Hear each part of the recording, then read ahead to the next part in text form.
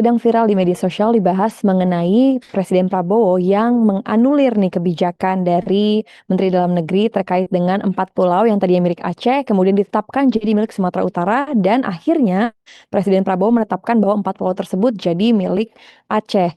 Nah, bukan baru kali ini Presiden menganulir kebijakan Menteri. Selama kepemimpinan Bapak Presiden Prabowo, sudah ada 5 kebijakan yang Menteri yang kemudian dianulir oleh Presiden Prabowo. Untuk itu kita akan bahas lebih lanjut mengenai hal ini bersama dengan pengamat kebijakan publik yaitu Pak Trubus. Halo Pak Trubus, selamat sore. Selamat sore, Mbak. Oke, Pak Trubus gimana kabarnya Ya, Pak? alhamdulillah sehat. Mantul pokoknya. Oke, mantul Pak. Oke, Pak Trubus kita mau ngobrol nih Iya, Pak ya. terkait dengan kebijakan dari Presiden Prabowo Subianto yang selama dia memimpin belum sampai 1 tahun ini sudah ada 5 kebijakan menteri yang dianulir seperti misalnya kemarin Kementerian Dalam Negeri menetapkan bahwa 4 pulau di Aceh itu menjadi milik Sumatera Utara. Kemudian karena menuai protes dari masyarakat akhirnya kembali lagi nih menjadi milik Aceh. Terus lanjut sebelum lagi ada tentang kebijakan PPN yang harusnya 11% dinaikkan jadi 12% karena masyarakat protes lagi-lagi ya. Hmm, Kemudian dianulir sama Pak Presiden. Kurang lebih ada 5 lah Pak. ya. Nah, menurut Pak Trubus ini kenapa sih Pak kok Pak Presiden bisa sampai menganulir kebijakan menteri-menterinya yang dinilai menteri ini kan adalah pembantu presiden ya. Apakah ada ketidaksesuaian visi antara menteri dengan komandannya nih presiden? Menurut saya dari sisi kebijakan publik sebenarnya kurangnya koordinasi di tingkat menteri itu sendiri.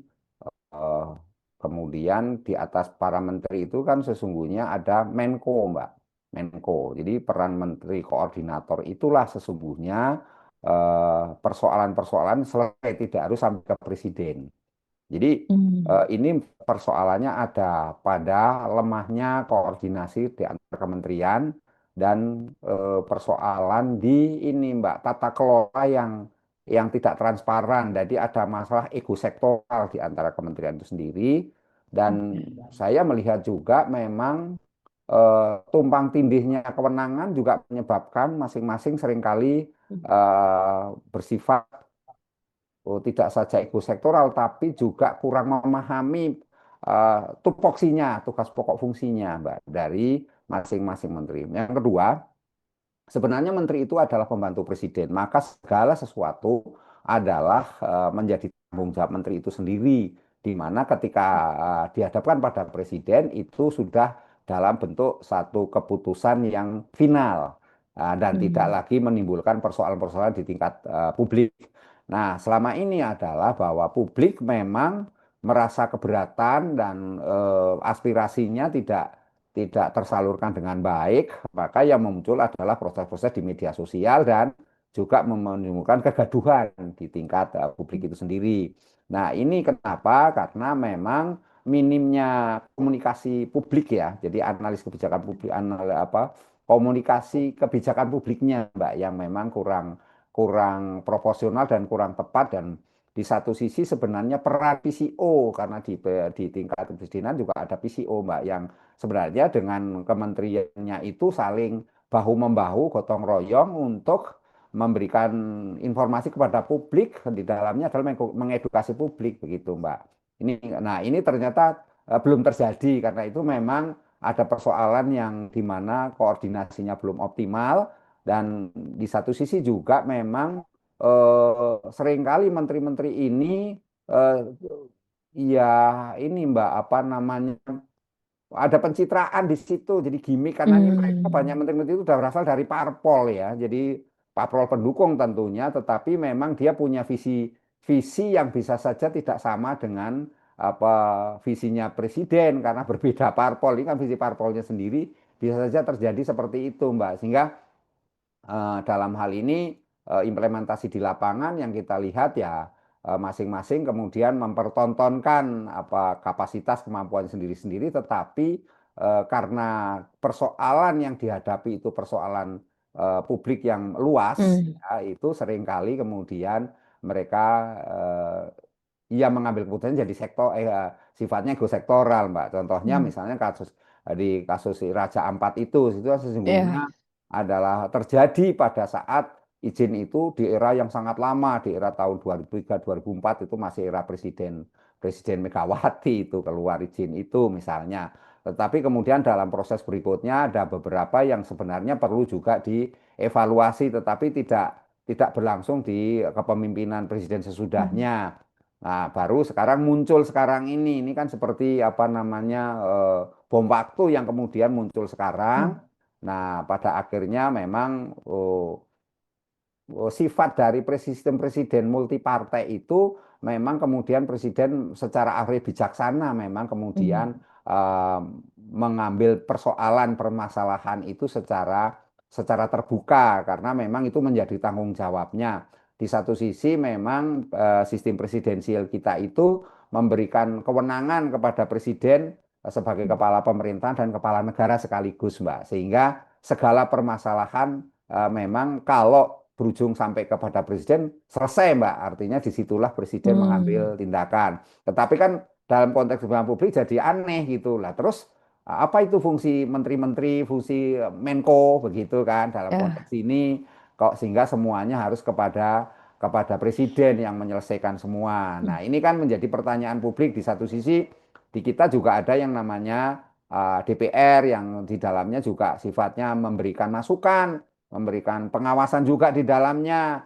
Sehingga apakah komunikasi menteri dengan para anggota dewan ini itu sesuai dengan komisinya masing-masing tidak berjalan apa efektif. Nah, ini kan juga pertanyaan publik yang mengemuka. Jadi memang kemudian di publik banyak sekali pertanyaan-pertanyaan menyangkut apakah presiden menjadi seperti pahlawan kesiangan atau presiden Hmm. seolah-olah apa mengambil all round semuanya. Saya rasa itu satu pandangan-pandangan publik yang sah saja, tetapi sesungguhnya bukan itu. Artinya bahwa presiden memang melakukan langkah yang tepat ketika situasi memang sudah dalam posisi yang sangat ini kritis lah. Misalnya kalau Raja Ampat ini kan dikhawatirkan menjadi entry point Ya. persoalan Papua Merdeka nanti, Mbak, yang mana kemudian kalau kasus di Aceh misalnya itu juga memunculkan pernyataan-pernyataan yang berbau ini disintegrasi ya gitu. Jadi apa persoalan di NKRI sendiri yang berujung kepada sana. Jadi ini ada pihak-pihak lain memang pihak luar yang memanfaatkan situasi ini, Mbak, di mana kemudian Oke.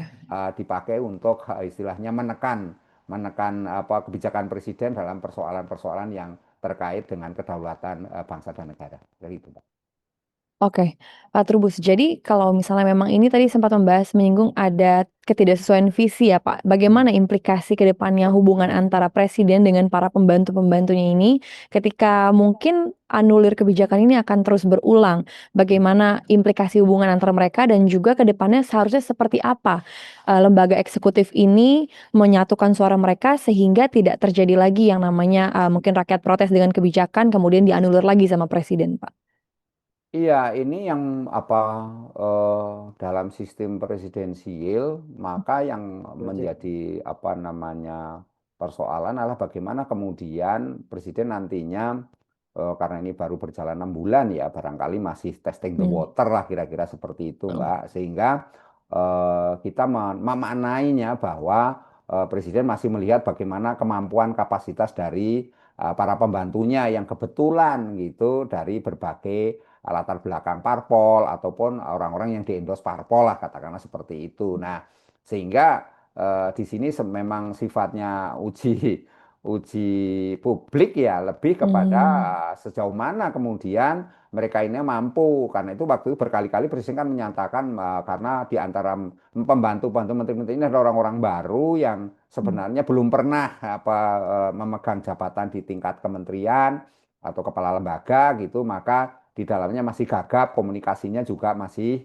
masih sering kali apa namanya amburadul. Nah, karena Hmm. itulah presiden kemudian memohon pengertian kepada publik lah dalam hal ini Hmm. rakyatnya agar di dalam memberikan apa komentar-komentar ataupun istilahnya merespon kebijakan-kebijakan yang dilakukan oleh para pembantunya, oleh para menterinya itu dengan cukup apa namanya dalam tanda petik santun, dalam cukup komprehensif dan Hmm. juga istilahnya partisipatif seperti itu.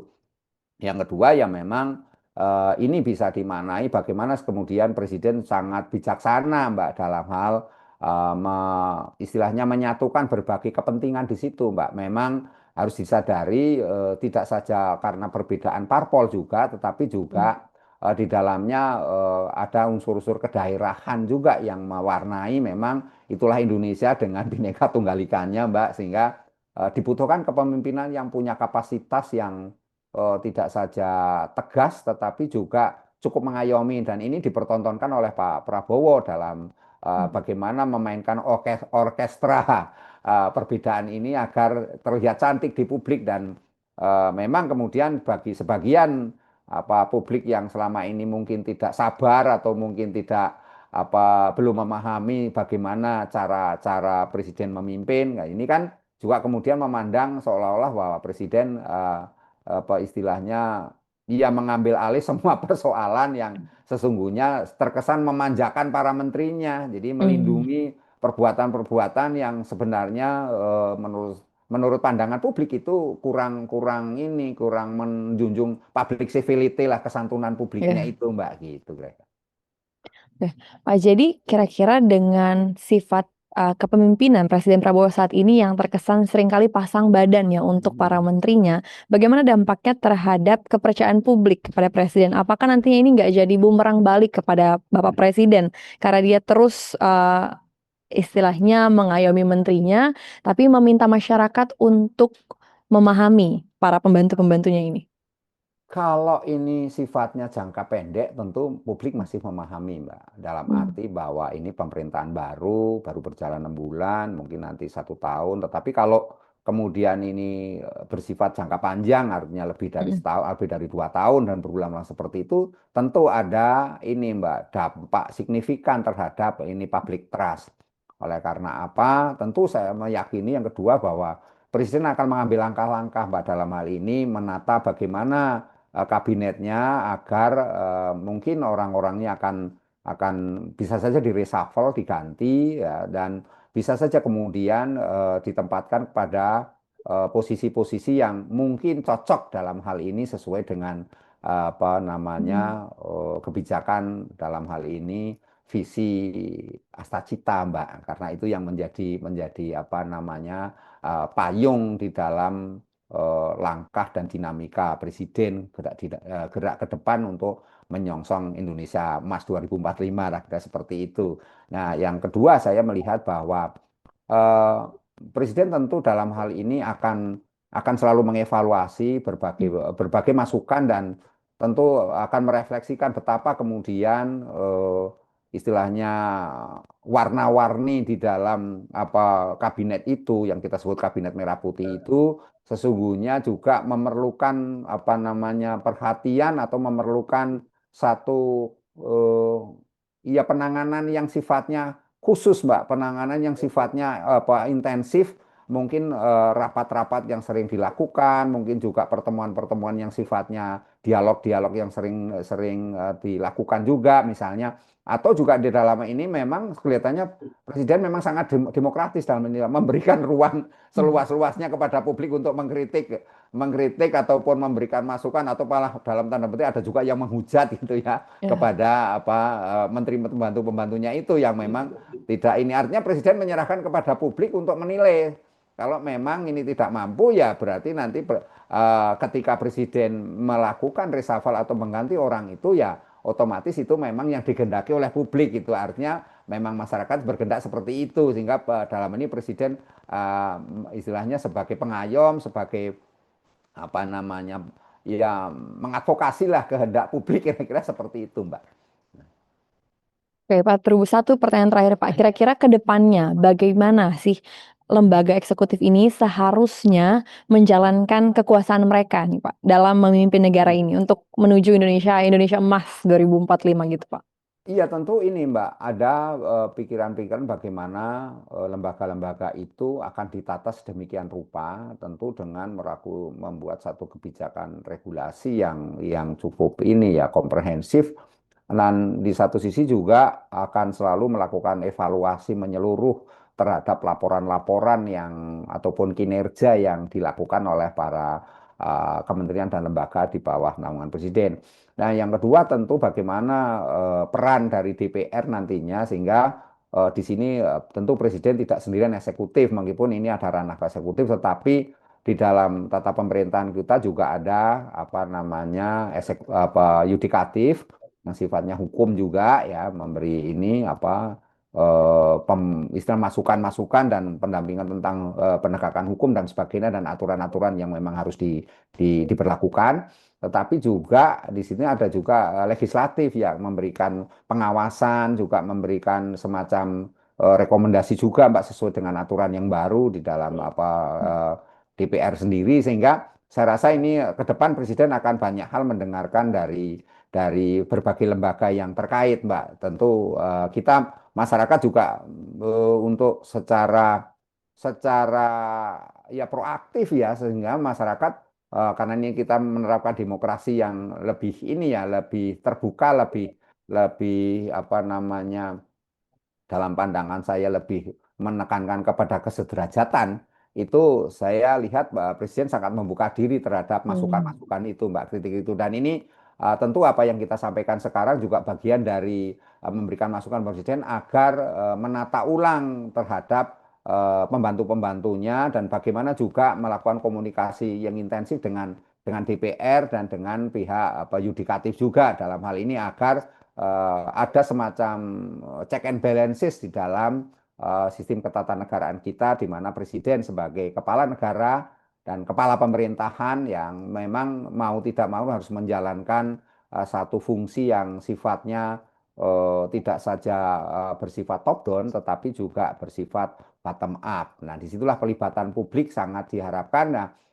dan memang tidak ada sesuatu kebijakan itu sempurna gitu, nggak ada Pak. Memuaskan semua Hmm. pihak juga nggak bisa. Tetapi paling tidak bahwa kebijakan yang kita lihat dari Presiden ini sejak 6 bulan, mau dari MBG, mau dengan apa kebijakan yang terkait dengan cek kesehatan gratis atau dengan Kartu Indonesia Pintar dan juga berbagai termasuk sekolah rakyat misalnya ataupun Koperasi Merah Putih juga itu mengindikasikan sangat populis, artinya memberi perhatian yang sungguh-sungguh dan terakhir nanti Juli juga ada BSU ya kebijakan BSU bantuan untuk apa namanya upah ya subsidi upah itu ya ini juga memberikan hal yang positif di mana kemudian perhatian Presiden terhadap masyarakat menengah ke bawah termasuk kebijakan-kebijakan rumah murah, rumah subsidi dan itu Hmm. juga sangat diharapkan oleh publik dan swasembada pangan dalam ini perhatian khusus kepada pertanian tentang apa pupuk sehingga bibit juga menjadi perhatian Presiden dan kita lihat juga dalam ini perkebunan, kemudian perikanan juga mendapat perhatian yang sungguh-sungguh dari Presiden.